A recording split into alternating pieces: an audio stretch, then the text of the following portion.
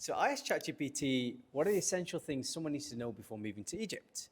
And I've been here a year, so we're going to be checking which of these statements are actually true and which are false. Let's get into it. Right, the first thing ChatGPT says is, you'll need patience, but then it says, not true. This sounds deep, but it's useless advice. Patience won't get your electricity fix. A good Boab or Wester will. Save the mindfulness for later. So this one for me, I feel it was right before it got into its philosophical approach of thinking about all the different things. The reality is, with living in Egypt, you aren't going to have the same level of formality, structure, and orderliness. I think that's the one thing. Like, if I'm being honest, I just want to join a queue and know that someone isn't going to barge in from the side and push in and get in front of me. That type of element of patience, I believe, is a necessity when you're living anywhere across the Middle East. It doesn't matter if you're in Egypt, which is considered North Africa, as part of the Arab world, or if you're in Saudi Arabia, somewhere that's more developed. If you don't have the patience, when you go to get your visa, you ain't gonna last, my friend. You're gonna be there for a good few hours. People are gonna be screaming things at you, coming from everywhere, and you're not gonna know your Mondays from your Tuesdays. So I disagree with ChatGPT on this one. I think you will need patience, it is true. Second thing ChatGPT says, Egypt is very affordable for expats. And then it says false. Affordable for who? There's Egyptian pricing, then there's you spoke English once pricing. So where do I stand on this? ChatGPT is correct. I think when you're a person from UK, when you're a person from the US, if you start speaking in English, unfortunately, even some of my team members say it, you're like a walking price tag. People see whether it's the dollar sign, whether it's the pound sign, and the treatment of you is going to be dependent on how much money maybe they can extract. So make sure you have your wits about you. One of the things that I started to do, other than picking up the language, other than trying to familiarize yourself with the rules of the game here in Egypt, which is a money economy, money-based conversations, money-based everything, you need to make sure you have people that you can trust around you, locals that you feel will tell you how things really are, as well as friends that can guide you along the way. There's a few other things that it goes into, and this one really was interesting. Bring a filtered water bottle for drinking. I think this is actually not true, because you don't need to have a filtered tap. Most people just order bottled water. And I've been using the tap water for showering, for cleaning, for my family, and we haven't, by the mercy of God, so far experienced anything adverse. I think you just need to think about the system. What I would say, though, what is true with what ChatGPT is saying, based around this particular element, is the idea of having some sort of humidifier or filtration system when it comes to dust, when it comes to just what you're exposed to. Because the sheer amount of environmental changes that you'll be going through, whether it's mentally, whether it's physically, because of the heat, because of the dust, because of the extended elements of air conditioning you'll be living in or in between, you will need to make sure that you've got something. I wish someone told me this earlier, especially when it comes for the headaches that I was feeling almost day to day for the first month. Make sure you bring a humidifier with you, and that one is kind of true. Join Facebook expat groups for help. Half true. I think this is spot on. Most people, when they move to Egypt, they're thinking, which are the latest groups can I join? Can you send me the latest Facebook group that I can join to find the best deals on furniture, the best prices for things to buy, the best hacks when it comes to places to see, when it comes to the hotels that I want to visit with my family at the best discounted rate? I'm going to find that in my Facebook group. I don't think that's completely true as well. I think you find that information when you start to absorb and surround yourself with the culture and within the culture. So asking the locals, where do you go for holiday? That was one of the biggest things I did last year in the first year. So they were telling me, we don't go to Hurghada, we don't go to Guna, we don't go to Sharm el-Sheikh. Where we do go to are places like Marsa Matruh in the north, in Alamein, like places like that. And when we visited those places, we were massively surprised, not just when it comes to the spectacular nature of the beaches and the people, but also the value for money. Sharm and Hurghada, these are places set up for tourists. You want to go where the locals are. You do find that initially through conversations of building relationships with people, maybe from Facebook groups, but you really get the gold once you've built the relationship over time and you've connected with locals who can guide you along the process. The next thing, bring sunscreen. I don't think it's really that relevant for my darker shaded brown skin, but maybe for you, if you're fair skinned, it's going to make a difference. And team member is looking at me funny, who has a completely different complexion. Maybe it'll make a difference to them. For me, I just roll with it. I've just been getting darker and darker. It's part of life. Learn some Arabic phrases to get by. I really think that you don't want to just learn phrases. You really want to appreciate the beauty of the language. Because when you learn phrases, it becomes something that's temporary and it becomes very transactional. If you shift your mindset to really absorbing the culture, really wanting to appreciate the Arab language and the people that you're surrounding yourself with, whether it's the people at the souk, whether it's the people on your street, the people at the mosque, and you've taken the time to speak in their mother tongue, to appreciate something that's very important to them, all of a sudden your relationship with being here changes. You're no longer someone who's here just for a temporary short stay. You're someone who's seeing themselves as being here permanently or seeing themselves being here long term. And that just changes your worldview. It changes how you are appreciated. It changes how you appreciate the culture and the community that you're in. So I'd say don't just pick up phrases, pick up the language. And I've got a long way of going with that, but you've got to start somewhere. Find great teachers. And when it comes to the language side, just to conclude this point of beyond phrases, make sure you find teachers and be willing to vet a good few amount of teachers, whether it's for your children, whether it's for your wife, whether it's for yourself. And the best way, the thing that I did, was I interviewed maybe between 8 and 14 teachers, and just paying for the first hour with them to get to the type of chemistry that you want to see in the conversation that you want to have with the teacher and their teaching style. Because that means that you take it away from being transactional, like I said, something short term, only working with them for 2 to 3 months, to seeing it as something that is transformational, as something that you want for the rest of your life. And that really helps you settle in a lot more. Use Careem or Uber to go around. I don't believe that's true. Locals use Didi and InDrive. Yeah, InDrive is the one, but I use Didi. I find it as an app. I only discovered it like 8-9 months down the line, and generally better pricing. Drivers come so much more quickly than they do with Uber, and that makes a massive difference when you're sweating and it's like 44 degrees and you have crying children and you are really bad when it comes to heat. Trust me, Didi is the way. That one we disagree with. Let's move on to the next one. You'll save money living in Egypt. ChatGPT says false. It says only if you live like a local, but if you try to recreate your Western lifestyle, imported almond milk, gym, AC, private school, you'll pay double. So it says false, and I disagree with it because I think you'll save money.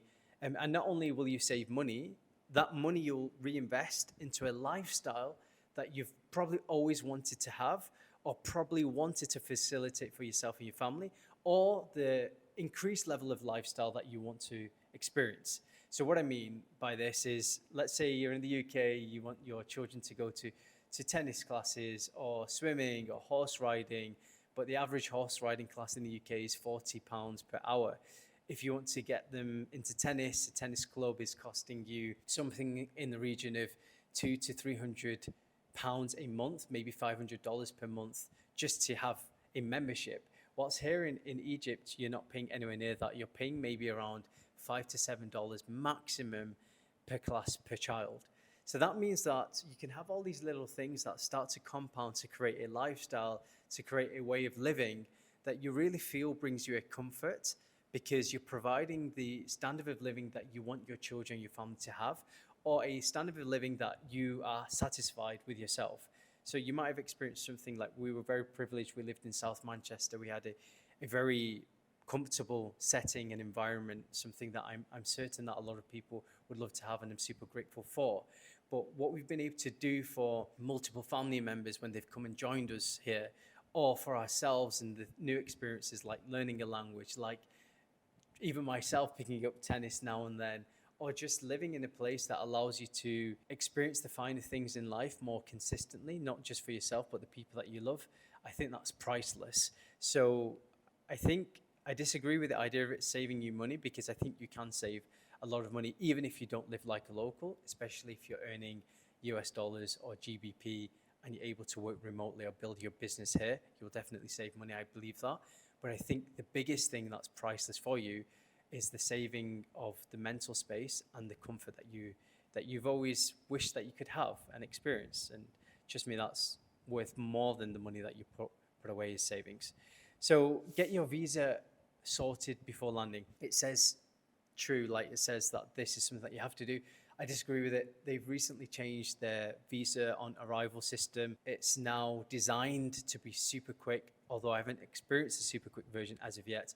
But I have experienced the come land, pay at the counter, get your visa experience, and it's not too bad for $25 to $30. It's an entry visa. It lasts a month. Generally, people do that, and then you extend it only once you're here. You can only do that once you're here anyways, right? So I disagree with ChatGPT there. It says Egyptians are friendly, absolutely true. I agree in the most part, but I've definitely had run-ins. One particular time, I've had a run-in where the person was supposed to drop me off to the airport because I had a flight to catch.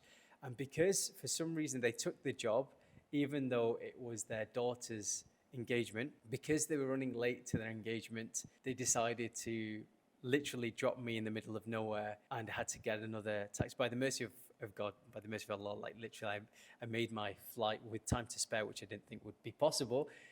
But I had seen some nastier sides. Generally, though, you get what you pay for when it comes to investing in relationships, investing into environments. But do bear in mind that not everyone is going to be transparent. That's just a rule of life, right?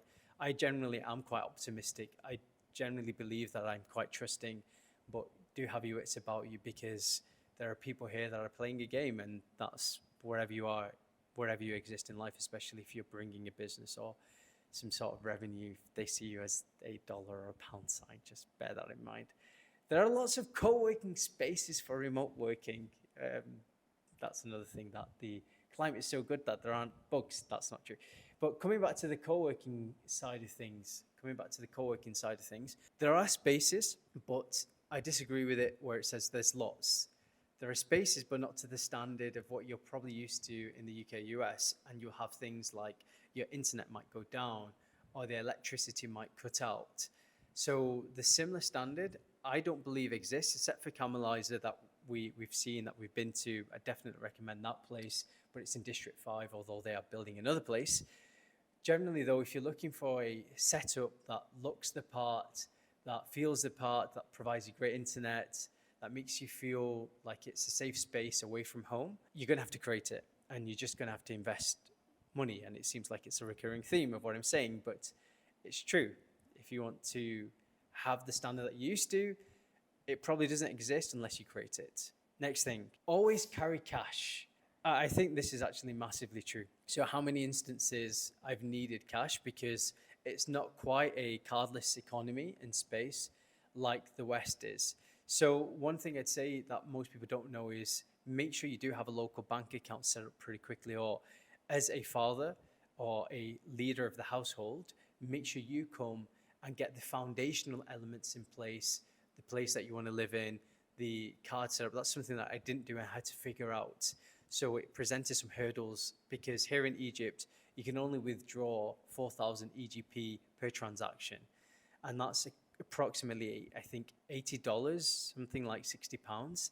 So if you're trying to pay for rent, as an example, or you're trying to buy a place, can you imagine how many transactions you're going to be making at the ATM if you don't have a local bank account?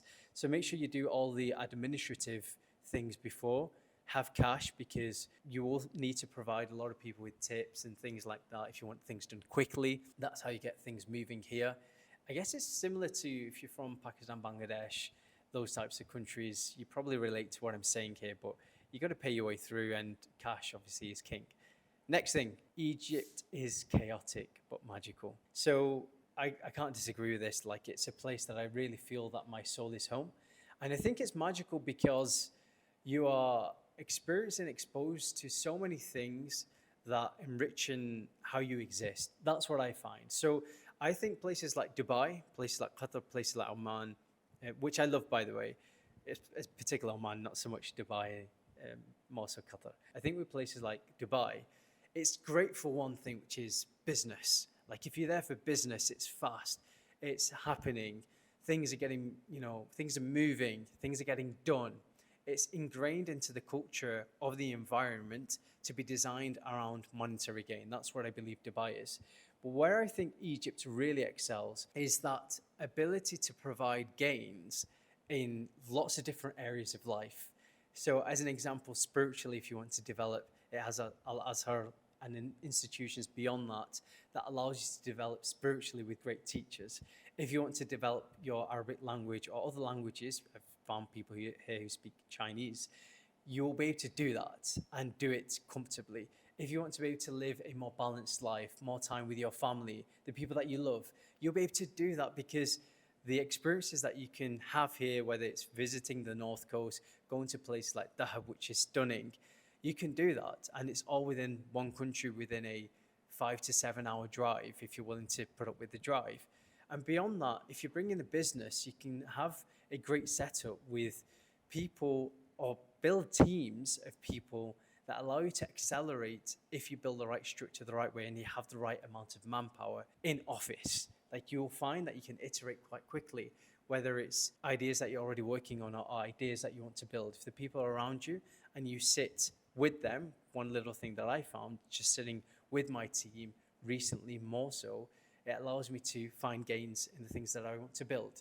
So I think this is why Egypt is magical and not just chaotic, because definitely places like the old side, you're going to find yourself lost within the dust or the chaos of how people drive. And that's another thing. You need to know how the rules of the streets are here. I wouldn't recommend driving. But if you can find yourself in the new side of Cairo and start to build the things that you've always wanted to do with a set of people you don't mind yourself being around more so than not, whether it's team members, then when you're going back home to your family, you're able to have more balance because you are able to do things when you get home that isn't just based around money. You are feeling growth in other areas. And I believe that the most important thing that people need to feel is the idea of transformation, to feel some sort of worth and purpose in their life. And I think that's the biggest gift of being here in Egypt. So those were things that ChatGPT recommended. Some things were true, other things I disagree with. But if you are thinking about moving to Egypt, do you agree with the things that it said? Are there things that you think you want to know the answers to? Drop them in the comments below, and I'll catch you in the next one. Thanks for watching.